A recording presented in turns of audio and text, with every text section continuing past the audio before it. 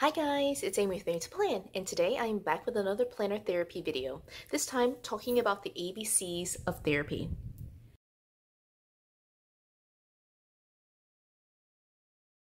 So in this video, what I'm really focusing on is a technique that's used a lot in cognitive behavior therapy. And in case you didn't know, I am a licensed psychologist, and I've been trained in using CBT as one of the main methods of doing therapy with my clients. And so it's been on my list to do a video like this for a while, but it came across my Facebook feed this past week with someone who asked a question related to how to track the ABCs in a planner, and I thought that this would be a good time for me to jump into this just because I've been thinking about this and had it on my to-do list for a while, and here we are, we're just going to do it. And so you can see here that I have a horizontal layout, and what I'm going to do is actually take some time to white out some of this stuff while I kind of explain what the system or what the ABC model is all about. And so I have my whiteout here, and I'm just going to like start from beginning to end, kind of set this up for you. So what is the ABC model? One of the things that we see a lot in cognitive behavioral therapy is that when I work with clients, at least, I see that a lot of clients really don't know what triggers their thoughts. They find it at least at the very beginning of therapy, that they don't really recognize or see the patterns that come up for their own lives. And one of the techniques that I use in order to get clients to be aware and kind of recognize what their own triggers are is to use an ABC thought record. Now the ABCs are very simple, and I'm actually going to write them right out here just because I feel like this will be helpful for everyone to see. So for me, the A, there are two terms for it. The one that we use in the psychology world is antecedents. But for when I work with my clients, it's a lot easier for me just to call it the activating event. This A, the activating event, is that thing that's outside of you, or it can actually be inside of you, but it's the event, the thing that triggers or activates all of the other things that are occurring here. And so in the CBT model, we have to be able to start off by identifying the trigger before we can go into anything else. Okay, so A is antecedent or activating event. B is going to be, at least in CBT, is going to be behavior.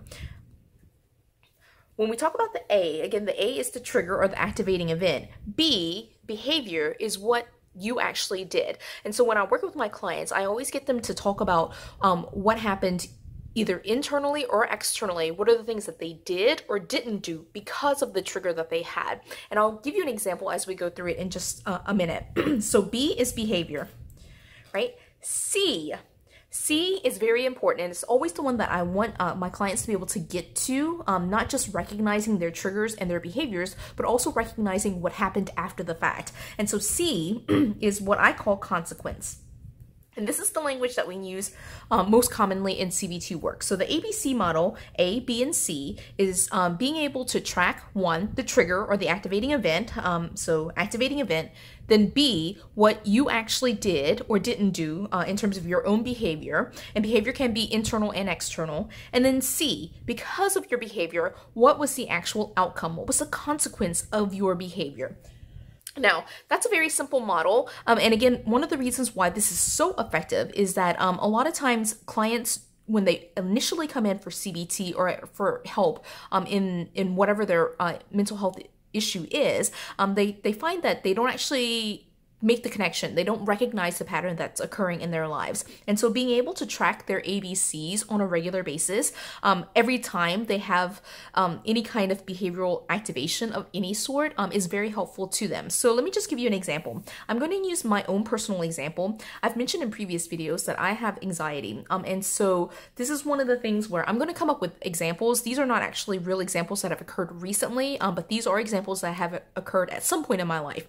And so what I'm going to do is take some time to write out the ABCs using this horizontal page. Now, as I do this, one of the things that you'll see me do is just kind of put A, B, and C. I do put the date and the time, and what I do is use each section as its own incident. So one incident number 1 will go here, and I'll list the date and time, the A, the B, and the C for that one incident, and then I'll just move. And so on this page, I will be able to get, or on this spread, I'll be able to get 7 incidents, right? And so let's get into it.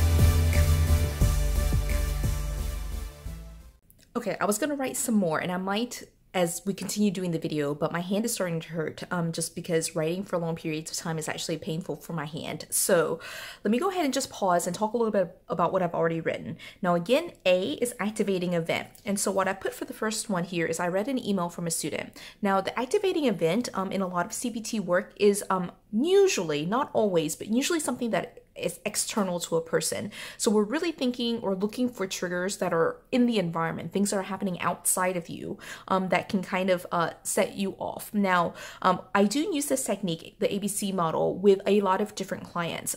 You can use this for addressing behavioral issues in children.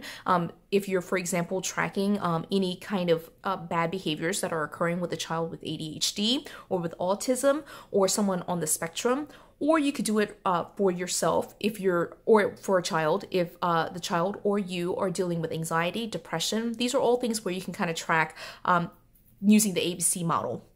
And so the A, again, usually, not always, but usually is going to be something that's external to you. So here you can see I read an email, so that's something outside of me. It's an email. Here I put that there were toys in the living room. I put fight with Sophia, but really that's the second part of it. That actually should not have been there because the fight was the response, the behavior that I had, right? So there were toys in the living room, so there was something outside of me, right? And then here there was a text message from my sister. And again, these I just made up, okay? Like they are hypothetical situations. These did not actually occur, although they have occurred at some point in my past, I am for sure. They just haven't, they're not actually for these dates. But I think that these are good examples because they're all outside, like things that occurred outside of me in terms of A. Now B, again, is going to be your own behaviors, what actually happened for you.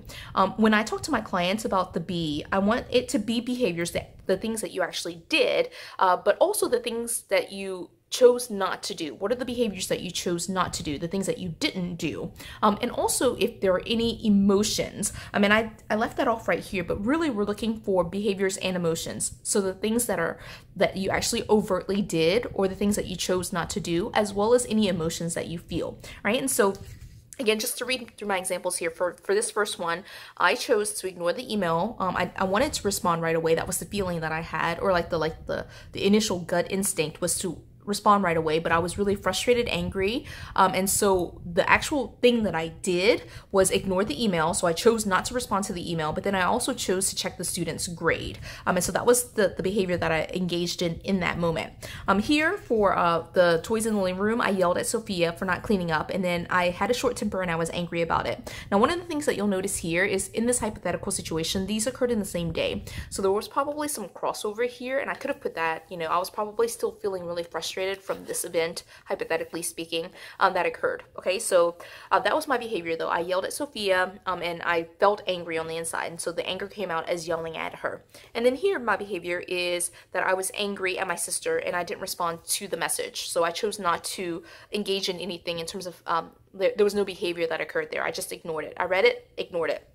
Okay, so that's B. And then C, again, is consequence. So consequence is what is the outcome, what actually occurred because of your choices in terms of your behaviors and your emotions. Like what happened because I ignored the email? What happened because I checked the grades here? What happened because of these behaviors is that I realized that the student wasn't doing well in the class. So that meant that I could like diffuse by taking like some time off, and the next day I responded with an email that was politer than if I had just shot off an email in that moment. And so being able to like take that time and actually choosing to ignore the email for a few minutes, or, you know, in this case, hypothetically, until the next day, was very beneficial for me. Here, because I yelled at Sophia, the consequence here was that Sophia was mad and upset, and we were mad at each other for several hours before I finally apologized. And I could make note of that I ended up, hypothetically speaking, apologizing to her. And then here, I didn't respond to the message, so my sister got angry at me. Now, this has actually never happened. Normally, like, they just wouldn't get angry. My sisters wouldn't get angry at me if I don't respond to my messages, probably because they know I don't actually respond to text messages that well, but they wouldn't get angry at me. That's just hypothetical, right? And so that is the ABC model. Now, you can see here that I basically use the boxes as one incident, one incident, one incident, one incident. And so this is good because you will end up having enough space to do somewhere in the range of 28 or 35, depending on how many weeks you have in your horizontal planner. So if it's a month with 4 weeks in it, you'll get 28 blocks, and so you'll be able to do 28 incidents. Or if you have a 5-week month, then you'll have space to write 35 incidents. But if you find that you're tracking a lot of incidents, one of the things that you can do is just pull in additional pages. I'll just give you an example here. I have a lot of like horizontal planners. You notice that I whited it all out. So like it could be that like I finished using all of this and I ran out of room. Like I'm at this very last page. Let's just say that this page is, you know, like the very back, right? And I'm just starting to run out of room. I filled all this out. I filled all this side out, and I'm on like the last 3 blocks, and I'm only halfway through the month. What you can do is just borrow from future or previous months, right?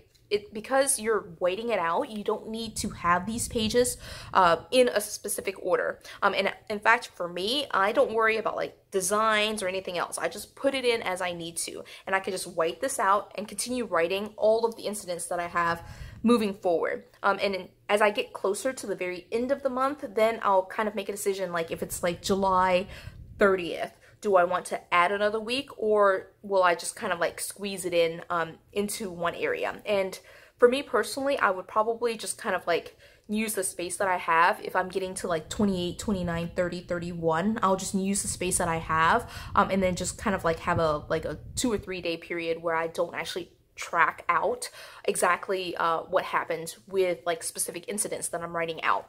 Now, with that being said, I feel like this system is really helpful to track all of this. One of the things that I do encourage you to do, and I don't have a great example of this just because of my Franken planner, but I'll show you kind of what I mean with just like the setup that I do have in front of me, is that I do encourage you to go ahead and have the monthly spread with you. Now, you know that I use outdated planners if you've been following on my channel, but if you have a current planner, you can certainly just do the same thing. I would encourage you just to keep the monthly spread here with the horizontal planner, and what you would do is make note of how many incidents occurred each day. So if you're doing it for yourself and you're tracking how many triggering events you have within a day, it could be that you had like 3 events that occurred on this date, this Wednesday, that maybe, for example, led to anxiety or an anxiety attack or a depressive episode, or just made you feel bad about yourself. Or maybe you're working on confidence and communication skills and assertiveness, and you had something happen in that day and you just wanted to make note of it and process through your behaviors and the consequences of your behaviors. Make note of how many of those incidents you were able to write out in your log. And over the course of time, you'll see that maybe there are certain patterns that occur with the number of incidents that occur. I tend to find, just to give you a personal example, that my anxiety occurs a lot of times around deadlines, and so especially work deadlines. And so if I'm approaching a big work deadline and I know that that's going to be something that's coming up for me, I tend to get very stressed out and have higher levels of anxiety. And so events will be more triggering to me because my stress level is already high, which can more easily trigger my anxiety. So I hope that makes sense. Same thing for my depression that I experience. I don't have any kind of clinical depression, but I do see that I fall into sadder moods around my menstrual cycle. So sorry if that's TMI, but you know, that's the things that I think of. And so I'll notice and be able to see these patterns where I have a lot more events that are kind of setting me off around those times of the month when I'm like approaching a big work deadline, or if there's like something happening in terms of my personal health. So I hope that this video is helpful to you. Again, tracking here and using your pages to track your incidents, I think can be very beneficial to you. And for me, just being very functional here, just pulling in whatever you have to use, whether it's, you know, a horizontal layout, or if it's like filler paper that you want to just add in. I feel like it's very easy just to draw the lines in filler paper to continue to make note of events that are occurring for you. But whatever you do, I hope that this was helpful to you and can give you a way to follow some of the things that you might be working with in therapy, and use your Happy Planner to be able to track some of these events in a way that's not super overwhelming and doesn't really require a ton of like adaptation for making sure that you're able to track the things that you need to.